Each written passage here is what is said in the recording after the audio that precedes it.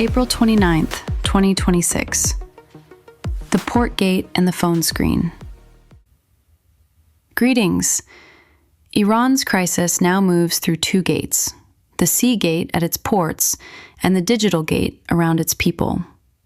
One is enforced by warships, the other is enforced by the regime itself. According to the Persian broadcast reviewed here, President Trump has chosen blockade over renewed strikes for the moment. United States Central Command has announced a blockade of maritime traffic entering and exiting Iranian ports, while Reuters reports Washington is studying ways to sustain that pressure for months if needed.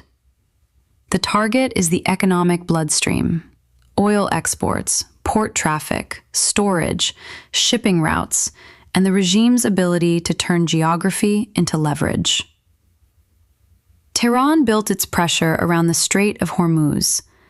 Washington is now building pressure around Iranian ports. The human cost begins where policy always lands first, in ordinary life. A port slows, a business loses inventory, a worker loses income, a family waits for prices to move again. The map becomes a grocery bill. The fleet becomes a rumor in the market. Inside the broadcast, the argument is sharper.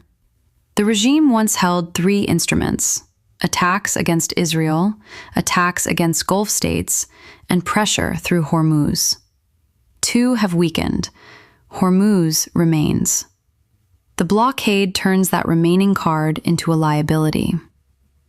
The regime wanted to close the world's throat. It has narrowed the lives of Iranians. Prince Reza Pahlavi's message to Fox News becomes a transition argument. Prince Reza Pahlavi says the end state is for Iranians to take back their country. Prince Reza Pahlavi says the remaining machinery of repression must be weakened so people can return to the streets with a realistic chance.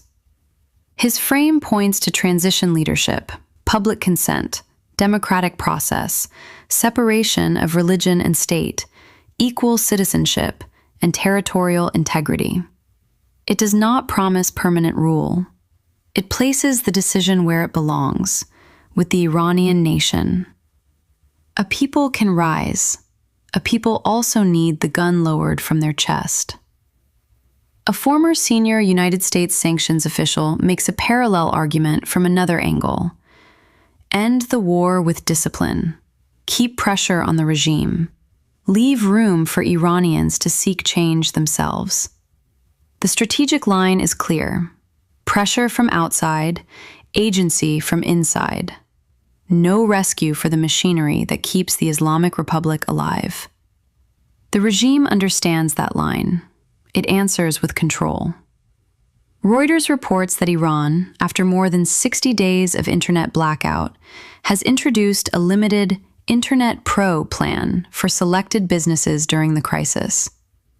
Iranian officials call it temporary and security-driven.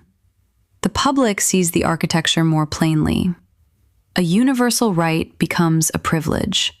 A phone becomes a checkpoint. A national conversation becomes a licensed commodity.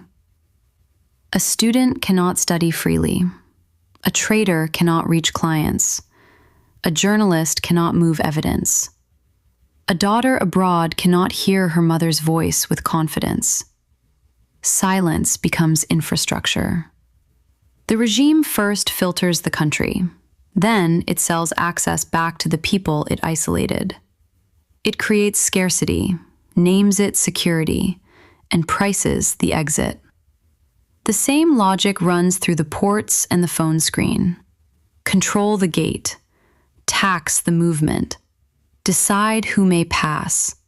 Punish the citizen for the regime's own crisis. Israel's political map is shifting too.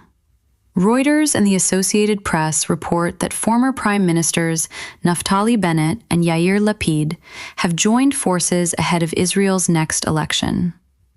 Iran policy now sits inside Israel's governing contest, with the blockade, the strait, and the future of pressure on Tehran all moving beyond one cabinet and one prime minister.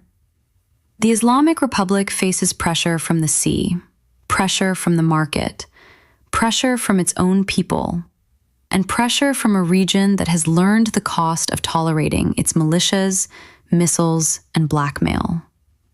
The overlooked story is the Iranian citizen trapped between those pressures.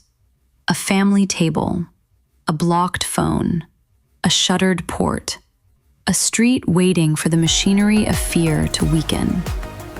The regime calls it sovereignty. The evidence calls it survival at national expense. Iran's future will be decided by Iranians. The world can choose whether to strengthen the jailer or weaken the lock. This is the final battle. Long live Iran.